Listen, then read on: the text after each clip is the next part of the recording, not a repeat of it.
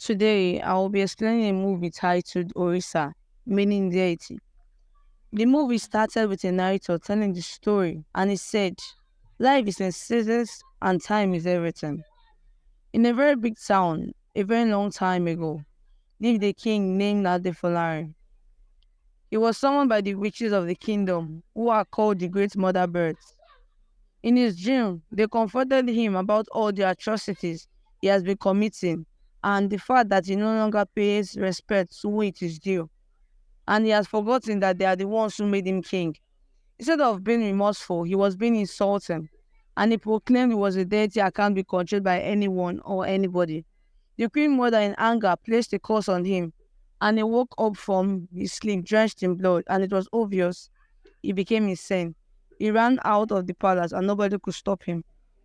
A quick disclaimer: this summary is provided solely for educational purposes and is not a substitute for watching the complete movie. It is intended to encourage viewing the entire film for a comprehensive understanding. To download or watch the movie, please click the link in the description below. And if you haven't subscribed to our channel yet, kindly subscribe now. The palace was in confusion as to what had happened to the king. The village chiefs were summoned to deliberate on what happened to the king. The guards were asked to go into the village to search for the king. The guards went to the house of Baba Amope. He had seen the king to, in the forest, and he said that he was hunting, and he saw someone throw stones at him. From all indications, that person might not have been normal, and it may have been the king. The guards shut him up and told him that that's an abomination against the king. Two men were being punished, and Balogun Ayinla, the village warrior, came out of his house and asked them why they were caught fighting. One of the men said the other was saying the king had gone mad, and he was angry that the king was being blasphemed. That is why they fought. The men pleaded that Balogun spared their lives. Surprisingly, Balogun told them they didn't do anything wrong, but they took a wrong approach. Rather than saying it outside, they would have said it indoors. Balogun dismissed the men. His wife witnessed the whole thing and confronted him and asked him why he's silent about the king's predicament. And he shouted at her not to interfere in the matters of the kingdom, or she would die untimely. While all this happenings was going on, Komo invaded the village and took a lot of villagers as hostages to his house. And he asked one of the maidens to be brought for him to satisfy himself. She pleaded that she was a virgin.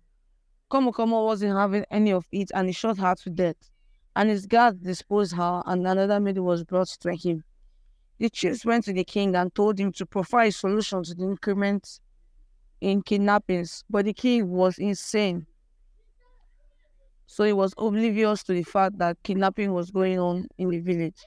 The king's wife and chiefs tried different methods to bring back the king's sanity, all to no avail. Balogun and Komo went to war, and Balogun was killed and beheaded. And Komo now realized he had made a mistake by killing Balogun because he was a key witness to the king and himself. It was revealed that the king had a habit of raping other people's wives in the village. On one occasion, Balogun caught the king raping a slave in his chambers and confronted him about it, and told the king that a man should be able to control his manhood when it rises unnecessarily. And the king apologized and agreed to stop raping women. One of the villagers Kokumo brought to the king his betrothed for blessings. The king asked her to sit on his laps, much to Kokumo's dismay. The king ended up raping her in the forest, and Kokumo caught the king, and he was angry. While the king was having a meeting with Balogun and Komo, Kokumo barged into the palace and rained insults on the king. The king asked Balogun to punish Kokumo, but Balogun failed to adhere to the king. He either asked him to apologize instead of punishing him. But Komo sided with the king and asked for his permission to punish Kokumo. He ended up killing Kokumo, and the king was angry and told him that he took the punishment so far.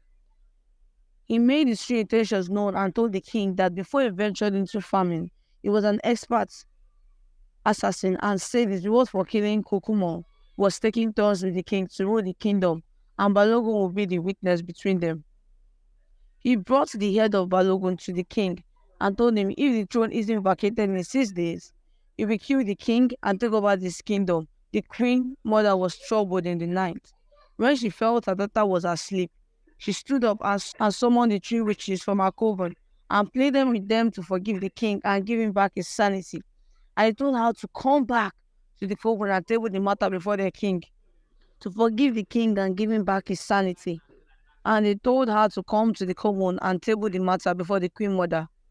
King Adefola realized something was wrong with him and he needed to act fast before he is killed and his throne taken over. He pleaded with his wife, the queen, and told her he had realized his mistake and he knew he has offended her, and he pleaded with her to forgive him. He was summoned before the witches, and they told him that the only reason they will help him is because of his mother, who was a pillar to them while she was alive. But they told him forgiveness comes with a price. So he went to war with Komo. Before the fight, Komo went to ask his gods for assistance, but he got no response. Immediately, King Adefolari came out and called his name. During the confrontation, Komo struck the king's servant, and the king became pained. And Komo tried hurting the king, but the charms failed. So the king Adefolari struck him dead. While celebrating, the witch's bird appeared and struck him. After that, he poisoned himself and died. The narrator said, in the ending, in life, one should not forget who helped them to get to where they are. It was pride that made the king lose his position and died a shameful death. Don't forget to like, share, subscribe, and leave your comment below. Thank you for watching.